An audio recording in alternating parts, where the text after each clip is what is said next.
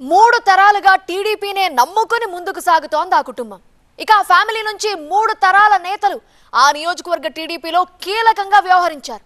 ఒక్క ముక్కలో చెప్పాలంటే అక్కడ టీడీపీకి వాళ్లే కేర్ ఆఫ్ అడ్రస్ గా మారారట.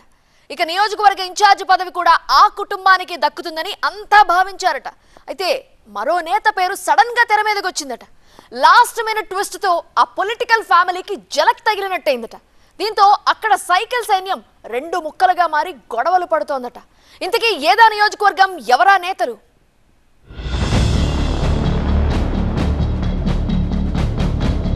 మూడు తరాలుగా బద్వేల్ బాద్షాలు. బ్రిటిష్ రెడ్డి కుటుంబానికి ఝలక్. మహానాడు నిర్వహించిన సూర్యనారాయణ రెడ్డి వర్గం. సూర్యనారాయణ రెడ్డికే బద్వేల్ ఇన్ఛార్జి పోస్ట్. బద్వేల్ టీడీపీలో బస్తీ మే సవాల్. కడప జిల్లా బద్వేల్ నియోజకవర్గంలో మూడు తరాలుగా ఒకే కుటుంబం టీడీపీకి అండగా నిలబడి పార్టీ జెండాను రెపరెపలాడిస్తోంది. మాజీ మంత్రి దివంగత వీరారెడ్డి, ఆయన తర్వాత ఆయన కుమార్తె విజయమ్మ, ఇప్పుడు ఆమె కుమారుడు రితీష్ రెడ్డి నియోజకవర్గంలో టీడీపీని ముందుకు నడిపిస్తున్నారు. ఇక బద్వేల్ ఎస్సీ రిజర్వ్డ్ స్థానంగా మారిన తర్వాత విజయమ్మ, నితీష్ రెడ్డి టీడీపీ ఇన్ఛార్జీలుగా పనిచేశారు. అయితే కొన్నాళ్లుగా బద్వేల్ టీడీపీ నేతల మధ్య అంతర్గత పోరు తారాస్థాయికి చేరిందని సమాచారం. దీంతో బద్వేల్ పగ్గాలను కొత్త వారికి అప్పజెప్పాలని టీడీపీ అధిష్టానం భావిస్తోందట.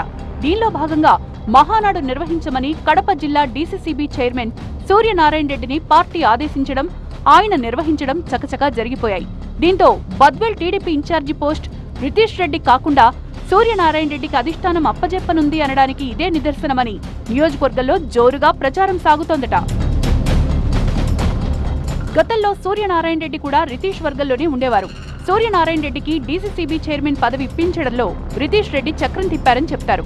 స్వతహాగా బలమైన రాజకీయ కుటుంబం నుంచి వచ్చిన రితీష్ రెడ్డి దేవాదాయ శాఖ మంత్రి ఆనం రామనారాయణ రెడ్డికి స్వయాన అల్లుడవుతారు. అయితే గత కొన్నాళ్లుగా సూర్యనారాయణ రెడ్డి, రితీష్ రెడ్డి మధ్య గ్యాప్ వచ్చిందని టాక్. వాళ్ళిద్దరి మధ్య జరుగుతున్న అంతర్గత పోరు బద్వేల్ సైకిల్ సైన్యంలో సెగలు రాజేస్తోందట.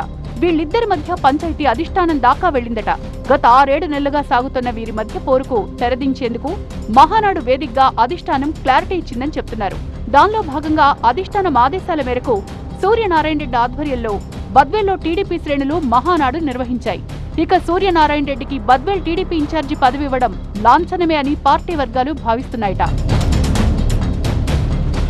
మహానాడును సూర్యనారాయణ రెడ్డి నిర్వహించడంతో రితీష్ రెడ్డి మండిపడుతున్నారట. దీంతో రితీష్ ను బుజ్జగించడానికి మంత్రి ఆనం రామనారాయణ రెడ్డి ప్రయత్నం చేసినట్లు తెలుస్తోంది. అయితే రితీష్ వర్గం విడిగా మహానాడు నిర్వహించింది. ఇక బద్వేల్ టీడీపీ ఇన్ఛార్జిగా సూర్యనారాయణ రెడ్డికే బాధ్యతలు అప్పజెప్పే ఆలోచనలో అధిష్టానం ఉన్నట్లు ఇప్పటికైతే క్లారిటీ వచ్చిందని టీడీపీ శ్రేణులు చెప్తున్నాయి. దీంతో రాబోయే రోజుల్లో రితీష్ రెడ్డి ఎలాంటి నిర్ణయం తీసుకుంటారా అని టీడీపీ శ్రేణులు ఉత్కంఠగా ఎదురుచూస్తున్నాయట.